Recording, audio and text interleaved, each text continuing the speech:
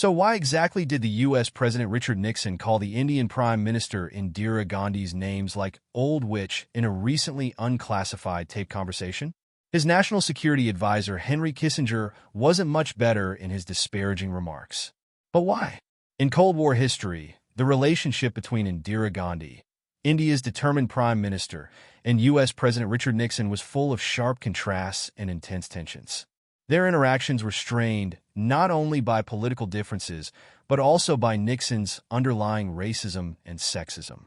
His derogatory remark calling Gandhi an old witch was not just a casual insult, but reflected a deeper disdain for leaders of emerging nations, especially those who didn't align with U.S. interests. During the late 1960s and early 1970s, the world was a chessboard for Cold War players. While the U.S. sought to contain Soviet influence by forging an unprecedented rapprochement with China, India, under Gandhi's leadership, pursued a non-aligned foreign policy. This didn't sit well with Nixon, who viewed India's close ties with the Soviet Union as a betrayal, especially in light of the U.S.'s strategic partnership with Pakistan. Gandhi's non-alignment policy was more than a diplomatic stance. It was a declaration of India's sovereignty and independence in the post-colonial world.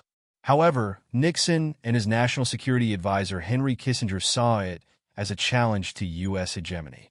Their frustration boiled over into overt hostility, with Nixon's racist attitudes fueling his disdain for Gandhi's assertiveness and India's growing regional influence. The 1971 Bangladesh Liberation War was a defining moment in U.S.-India relations. As East Pakistan's independence movement escalated, the Pakistani military's brutal crackdown led to widespread atrocities, prompting millions of refugees to flee to India.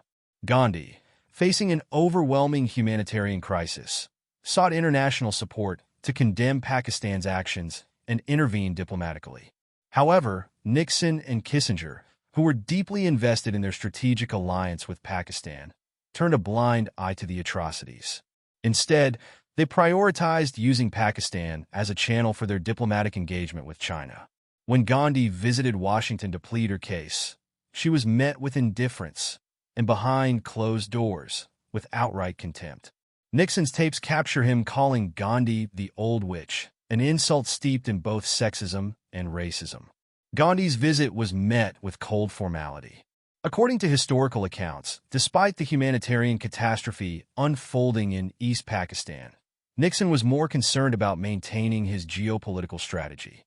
This indifference left Gandhi with little choice but to prepare for military intervention, which he did with decisive resolve. The Indian military's subsequent victory and the creation of Bangladesh cemented Gandhi's legacy as a leader who could not be intimidated by superpower pressures. Nixon's racism wasn't confined to his views on Gandhi. One of the most egregious examples of his bigotry came during a conversation with then-Governor Ronald Reagan. In 1971, Reagan, frustrated with African nations' opposition to the U.S. at the United Nations, described African diplomats as monkeys. Nixon not only failed to rebuke this comment but agreed, reinforcing a culture of prejudice within his administration. These comments weren't isolated instances. They were reflective of an administration that viewed non-Western leaders with scorn. For Nixon and Reagan, the world outside the Western sphere was not worthy of equal respect. Such attitudes had real-world consequences, shaping foreign policies that often dismissed the legitimate concerns and sovereignty of nations like India. In the face of such blatant racism and political bullying, Indira Gandhi's response was one of steely defiance. She continued to pursue policies that prioritized India's national interests, even when it meant standing up to powerful figures like Nixon and Kissinger. Her alignment with the Soviet Union during this period was a direct result of the U.S.'s refusal to support India during the Bangladesh crisis. Gandhi's ability to navigate this geopolitical minefield while maintaining India's dignity on the international stage earned her widespread respect, especially within India. Her actions demonstrated that she would not allow Western leaders to dictate terms or belittle her nation's sovereignty. We hope you found this video interesting and informative. Please comment, like, and subscribe to the channel to support more content like this. Thank you very much for watching.